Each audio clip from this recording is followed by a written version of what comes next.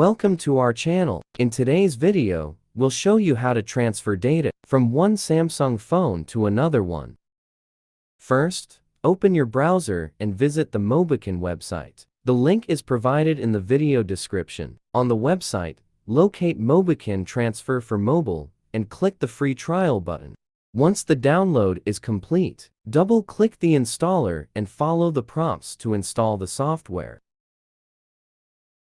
Next, connect both your Samsung phones to the computer using USB cables. Ensure USB debugging is enabled on both devices. Select your old Samsung as the source and the new Samsung as the destination. Use the flip button if needed.